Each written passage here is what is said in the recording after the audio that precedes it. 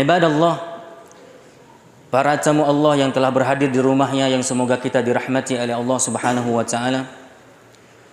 Dalam mukaddimah khutbah kami yang sangat singkat ini, di hari yang sangat mulia ini, kami ingin mengajak diri kami secara khusus dan untuk keumuman kita yang berhadir di hari yang sangat mulia ini, sama-sama kita tingkatkan iman dan takwa kita kepada Allah Subhanahu wa taala.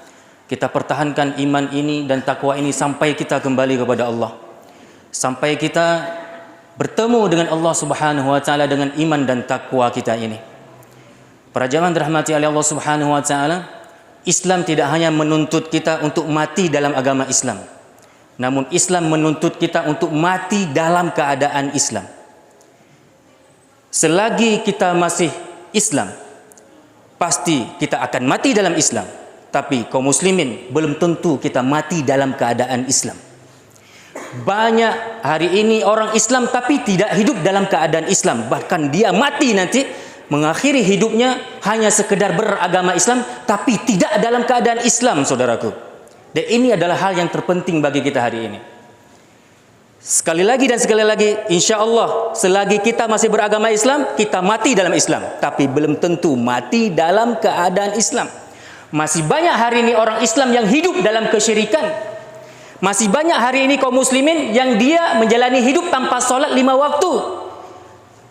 Dia mati memang dalam Islam, tapi tidak dalam keadaan Islam. Dia tidak solat, dia mati dalam keadaan syirik, dia mati dalam keadaan tidak beribadah. Atau ada yang beribadah, tapi ibadahnya masih keliru, tidak benar, tidak berilmu. Dia tidak beramal sesuai dengan sunnah Rasulullah Sallallahu Alaihi Wasallam. Memang dia mati dalam Islam, tapi belum tentu dalam keadaan Islam. Akhlaknya belum Islami, ekonominya masih dalam keadaan belum Islam, masih ekonomi ribawi. Akidahnya belum akidah yang sahihah, yang salimah. Dia hidup dalam akidah yang khati'ah atau khati'ah, akidah yang rusak. Dia memang Islam. Dia memang Islam, tapi rusak akidahnya. Dia memang Islam, rusak akhlaknya. Dia memang Islam, tapi tidak hidup dalam bersyariat Islam. Maka orang seperti itu memang mati dalam Islam, tapi belum tentu mati dalam keadaan Islam. Maka dari itu Allah Subhanahu wa taala berfirman, "Ya ayyuhalladzina amanu taqullah." Wahai orang-orang yang beriman, bertakwalah kalian dengan haqqa tuqatih, dengan sebenar-benar takwa. Apa penutup ayat ini? Wala tamutunna illa wa antum muslimun. Dan janganlah kalian meninggalkan dunia ini, dan janganlah kalian wafat, dan janganlah kalian mati melainkan bukan dalam Islam, tapi melainkan dalam keadaan Islam. Terjemah manapun kalau kita baca pasti itu terjemahnya. Dan janganlah kalian meninggalkan dunia ini kecuali dalam keadaan Islam. Bukan dalam Islam, tapi dalam keadaan Islam. Itulah beda dalam Islam dengan dalam keadaan Islam. Maka inilah yang terpenting harus kita pahami. Pastikan nanti mati kita mati dalam keadaan Islam, dalam keadaan akidah kita benar, akidah Islamiyah, dalam keadaan syariat kita benar, lurus sesuai dengan syariat Islamiyah. Pastikan diri kita ketika kita meninggal dunia dalam keadaan akhlak kita akhlakul karimah. Itu baru mati dalam keadaan Islam. Ma'asyiral muslimin rahimakumullah. Jangan main-main dengan hidup. Orang yang saat ini bermain-main dengan kehidupan, maka suatu saat hiduplah yang akan mempermainkannya. Kalau kita ingin Allah nanti berbuat baik, maka berbuat baiklah kepada Allah hari ini. Ibnu Qayyim rahimahullah pernah berkata, orang yang paling santai di dunia adalah orang yang paling lelah di akhirat kelak. Sebaliknya, orang yang paling lelah di dunia adalah orang yang akan paling santai di akhirat. Kami ulangi, Ibnu Qayyim rahimahullah pernah berkata, orang yang paling santai di dunia ini, santai aja dia, hidupnya santai, gak sholat, gak belajar, gak ngaji, gak tadarus Quran, hidupnya dari pagi ke pagi jauh dari nilai-nilai Islam. Hanya makan, cari uang, makan, tidur, sebatas itu aja. Maka orang yang paling santai di dunia, dialah orang yang paling lelah nanti di akhirat kelak.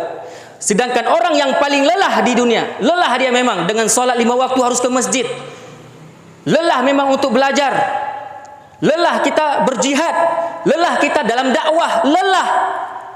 Kita harus umroh. Bagi yang mampu, haji, lelah. Tapi orang yang paling lelah di dunia, dialah yang paling santai di akhirat kelak. Kepingin santai di mana kita?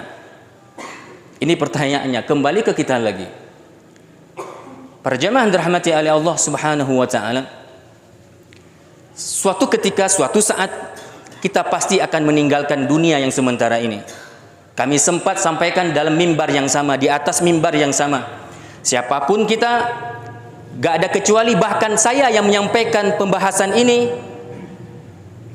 pasti Allah telah kasih jatah kita dengan dunia ini S3.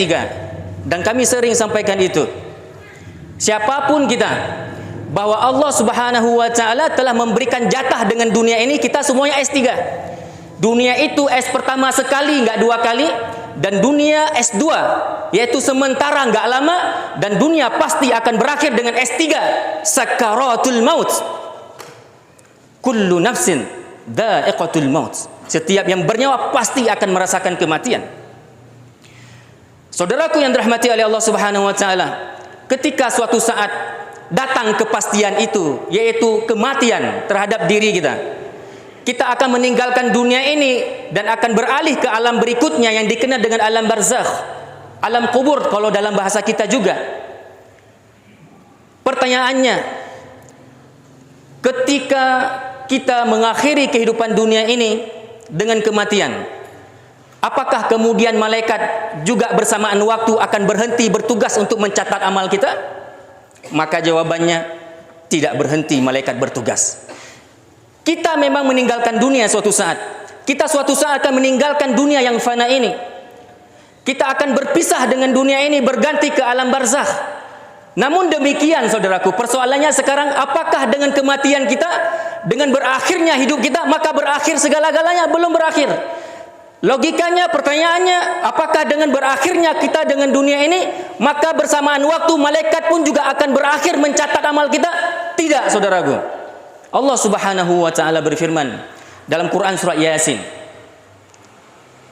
"Inna nahnu nuhyil mauta wa naktubu ma qaddamu wa atharahum wa kulla syai'in ahsaynahu fi imamin mubin."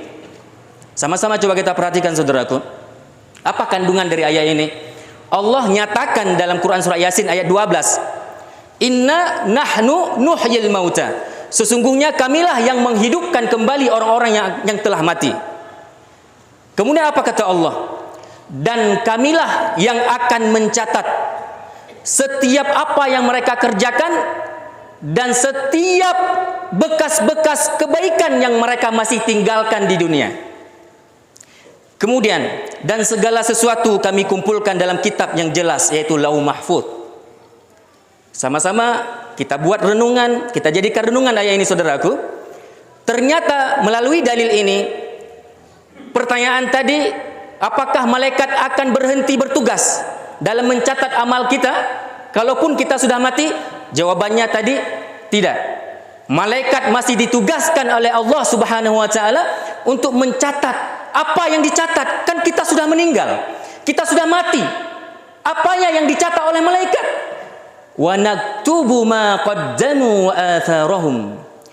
Ternyata malaikat masih bisa mencatat dari kebaikan-kebaikan, bekas-bekas kebaikan yang masih kita tinggalkan di dunia. Ini yang penting saudaraku sekarang. Karena mati pasti, namun pastikan diri kita, kalaupun nanti suatu saat mati, apakah ada bekas-bekas kebaikan yang masih ditinggalkan di dunia?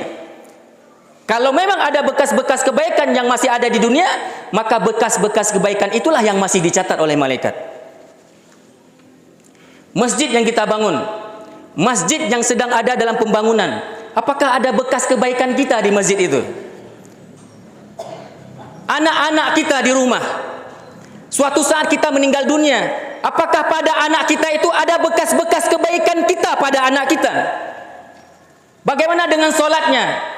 Siapa yang ngajarin dia solat? Bacaan solat, gerakan solat. Siapa yang ngajarin dia membaca Al-Quran? Apakah kita? Kalau memang kita orangnya, maka itu bekas kebaikan kita pada anak kita. Setiap Al-Fatihah yang dia baca dalam solat, plus dalam solat, maka setiap itulah akan mengalir pahala dan malaikat masih mencatat. Kenapa? Karena bacaan Al-Quran anak kita itu bahagian dari bekas kebaikan kita. Doa-doa harian yang dia baca, doa masuk kamar mandi, keluar kamar mandi, doa masuk masjid dan keluar dari masjid, doa hendak tidur dan bangun dari tidur, dan doa-doa harian yang lain. Kalau memang itu adalah kita yang ngajarin, kalau itu memang kita yang didik, maka setiap doa-doa harian yang dia bacakan maka akan ngalir kepada kita. Kenapa? Itu bekas kebaikan kita yang masih kita tinggalkan pada anak kita. Kalau anak kita bagus akhlaknya, dan kebagusan akhlak anak kita itu kita sebabnya, kita yang didik, kita yang ajarkan, kita yang mengajarinya, maka akhlak itu berpahala, maka akan ngalir pula kepada kita karena kita yang mendidiknya. Itu karena bekas kebaikan kita pada anak kita. Kita para suami, bekas-bekas kebaikan apa yang ada pada istri kita kalau suatu saat kita meninggal dunia? Umat ini, apakah kita meninggalkan bekas-bekas kebaikan pada umat ini? Maka mulia sangat bagi guru-guru ngaji, saudaraku. Mulia sangat bagi mereka yang mengajarkan kebaikan kepada orang lain. Karena setiap kebaikan itu yang diajarkan, diamalkan, kita suatu saat mati, maka banyak sangat bekas-bekas kebaikan yang ada pada diri-diri umat Islam ini. Wa naktubu ma qaddamu wa atharahum. Ternyata malaikat masih ditugaskan oleh Allah untuk mencatat setiap bekas-bekas kebaikan kita di dunia. Jalan yang kita berikan untuk bisa lalu lalang orang, jangan pelit, berikan jalan. Tanah yang kita berikan 1 meter, 2 meter untuk supaya orang bisa berjalan, jalan kaki, bermobil, berkendaraan. Setiap kendaraan yang berlalu lalang di jalan yang kita bikin, itu juga bekas-bekas kebaikan kita, saudaraku, yang bisa catat. Kenapa pelit? Kenapa ucit? Ayo cerdas dalam beramal. Hidup boleh berakhir, tapi pahala harus selalu mengalir. Para jamaah dirahmati oleh Allah Subhanahu wa taala. Kita sudah pada dengar semuanya hadis yang datang dari Rasulullah sallallahu alaihi wasallam. Kami yakin dan seyakin-yakinnya bahwa hadis ini hadis yang sudah tidak asing lagi kedengaran sama telinga-telinga kita kaum muslimin. Di mana Rasulullah sallallahu alaihi wasallam bersabda dalam hadis yang sahih Imam Muslim, "Idza matal insan inqata'a amaluhu illa min thalathatin, sadaqatin jariyatin, aw ilmin yuntafa'u bihi, aw waladin salihin yad'u lahu." Siapa yang enggak pernah dengar hadis ini? Kalau dengar sudah sering, ngamalkannya aja yang kurang. Saya yakin kalau seandainya buat razia di pintu masjid, kita bikin razia. Setiap orang masuk masjid, Pak, Bu, Bang, Dek, pernah nggak dengar hadis ini? Pernah? Sering. Semua pada dengar hadis ini. Apabila anak cucu Adam, dalam sebuah riwayat, idza mata ibnu Adam, dalam satu riwayat, idza matal insan. Sama saja, apabila anak cucu Adam, apabila seorang manusia meninggal dunia, maka terputuslah segala-galanya kecuali 3. Apa 3 itu? Sedekah jariah. Yang kedua, ilmu yang bermanfaat. Dan yang ketiga, doa anak soleh. Enggak sembarangan anak, pakai soleh. Anak kita 5 kalau enggak soleh, maaf. Nabi enggak mengatakan semua anak, tapi pakai soleh. Dan doa anak soleh yang mendoakannya. Pertanyaannya, kira-kira 3 ini apa modal kita? Udah ada belum ini kalau kita mati hari ini itu? Kalau seandainya nyawa itu hari ini Allah cabut, kira-kira bagaimana dengan sedekah jariah kita? Bagaimana ilmu yang bermanfaat yang kita bagi-bagikan? Dan bagaimana dengan kondisi anak-anak kita hari ini? Sudah solehkah mereka itu? Anak gadis kita, anak laki kita itu, bagaimana dengan keadaan solat mereka, ngaji mereka, paham agama mereka? Coba pastikan sebelum mati. Para jamaah yang dirahmati oleh Allah Subhanahu wa taala, para ulama mengatakan, bagaimana cara cerdas untuk mendapatkan 3 ini tapi dengan satu amalan saja? Saya ulangi. Tadi hadis menyampaikan apa? Apabila anak cucu Adam meninggal dunia, maka terputuslah segalanya kecuali 3. Sedekah jariah, ilmu yang bermanfaat, dan doa anak soleh. Supaya 3 ini dapat, cukup dengan satu amal saja. Amal apa itu? Maka para ulama cerdas dalam hal ini, menganjurkan untuk beramal dengan satu amalan, yang mana dengan satu amalan ini kita akan dapatkan ketiga pahala ini. Kita akan mendapatkan sedekah jariah, pahala sedekah jariah. Kita akan mendapatkan ilmu yang bermanfaat, pahala dari ilmu yang bermanfaat. Kita akan mendapatkan pahala dari doa-doa anak soleh. satu amalan saja. Apa itu? Pendidikan anak. Yaitu mendidik anak. Kenapa mendidik anak? Pendidikan anak itu kewajiban kita. Dengan apa dan apa rahasia mendidik anak? Dengan mendidik anak kita harus mengorbankan harta. Harus ada modal.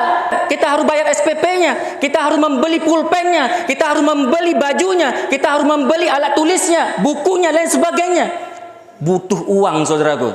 Dengan demikian berarti kita sudah bersedekah di situ.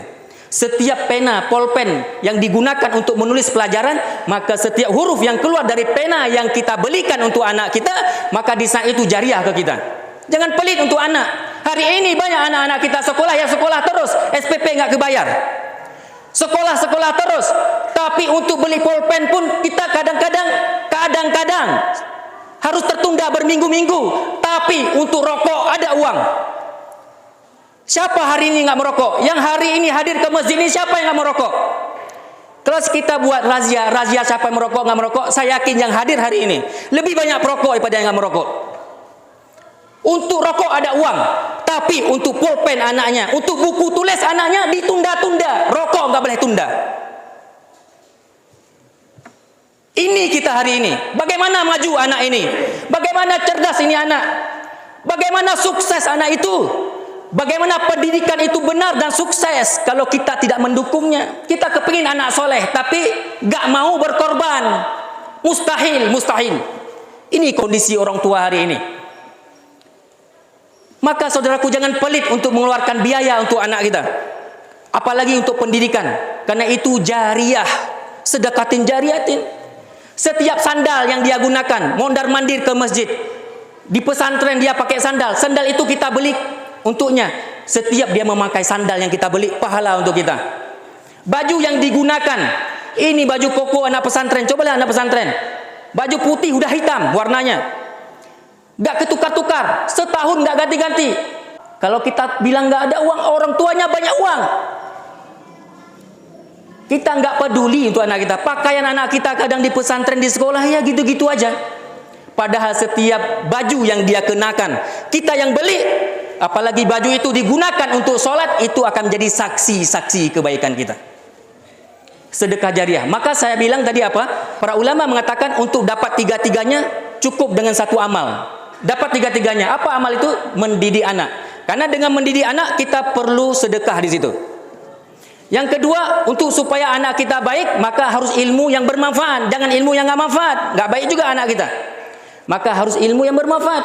Setiap kebaikan anak kita akan ngalir ke kita nanti. Anak kita punya murid, dia mengajarkan kebaikan, ngalir juga ke kita. Jadi jangan malas ngantar jemput anak ke pesantren, ke ngaji. Kalau kita ke sekolah, coba hujan-hujan kita antar ke sekolah. Kalau sekolah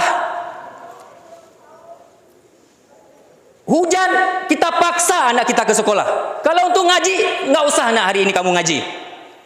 Nggak usah ngaji hari ini karena hujan. Kalau ngaji. Tapi kalau untuk sekolah, rapi anak kita. Bajunya rapi, waktunya juga teratur, siap dijemput walaupun hujan. Kalau ngaji, kajak kahayu. Gak diantar, gak dijemput. Bajunya boleh baju-baju bola pun, baju-baju tertulis Messi, Ronaldo, itu baju ngaji anak kita hari ini. Gak tertib. Itulah modal kita untuk masuk surga, Pak. Kawan-kawan, saudaraku semuanya, apakah itu modal kita untuk masuk surga? Saudaraku yang dirahmati Allah Subhanahu wa taala, sedekah jariah, ilmu yang bermanfaat, baru lahir anak soleh. Maka dengan mendidik anak, tiga-tiga dapat. Begitu penting pendidikan anak itu, saudaraku.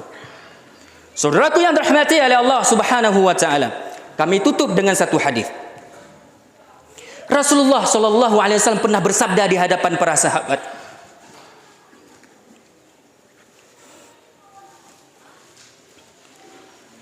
Di mana?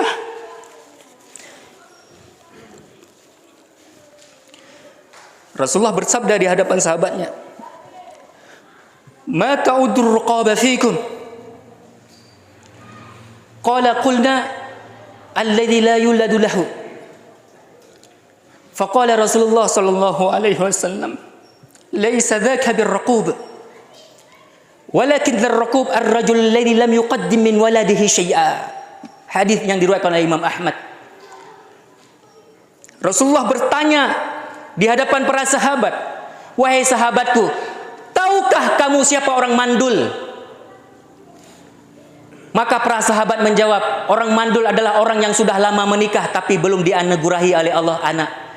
Maka orang yang sudah menikah tapi belum punya anak, wahai Rasulullah, itulah orang mandul. Maka Nabi menyampaikan, "Laisa dzaka birraqub." Bukan seperti itu yang dikatakan mandul. Siapa juga yang mandul? Ar-rajulul ladzi lam yuqaddim min waladihi syai'a. Orang mandul adalah mereka malah yang sudah lama menikah dan sudah banyak anaknya. Tapi dia cuma mampu melahirkan anak doang, tapi tidak mampu melahirkan kebaikan untuk anak-anaknya. Orang tua yang tidak punya teladan, orang tua yang tidak punya ilmu yang diajarkan untuk anak-anaknya. Dia cuma melahirkan anak saja sebentuk fisik aja anak-anak. Tapi dia kemudian tidak mampu melahirkan kebaikan, dan anak ini pun tidak mampu memberikan kebaikan untuk orang tuanya ketika orang tuanya meninggal dunia. Kondisi anak yang seperti itu, kondisi orang tua yang seperti itu, maka itulah kondisi orang tua mandul walaupun banyak anak. Kalau anak kita belum soleh, anak gadis kita belum solehah, dia belum sholat 5 waktu, dia belum mengaji, dia belum paham agama, walaupun banyak anak kita dalam perspektif hadis Rasulullah menyampaikan kepada kita semuanya bahwa itu masih dikatakan mandul. Kenapa mandul sekali lagi? Karena kita cuma punya anak tapi tidak punya kebaikan untuk dia, dan anak itu juga tidak memberikan kebaikan kepada kita pada hari kiamat kelak. Kalau seperti itu definisi mandul, kira-kira ini kita yang sudah berkeluarga dan dua punya anak, kita orang mandul atau enggak mandul? Dan bagaimana kemudian kita berusaha untuk menjadikan anak kita betul-betul anak, jangan sekedar punya anak. Ma'asyiral muslimin rahimakumullah. Mudah-mudahan apa yang kami sampaikan ini bisa menjadi bahan renungan buat kita bersama. Apa yang kami sampaikan ini bisa menambah ilmu, semangat untuk kemudian hari kita beramal. Beramal dan beramal terus, saudaraku. Karena kita akan punya limit kehidupan ini. Limit kita adalah kematian, yang kemudian kita nggak bisa ngapa-ngapain lagi dengan anak-anak kita. Maka selagi diberikan kehidupan oleh Allah, ayo jaga diri, jaga keluarga kita. Jangan sampai kita nanti rugi di kedua-duanya, rugi di dunia dan rugi di akhirat.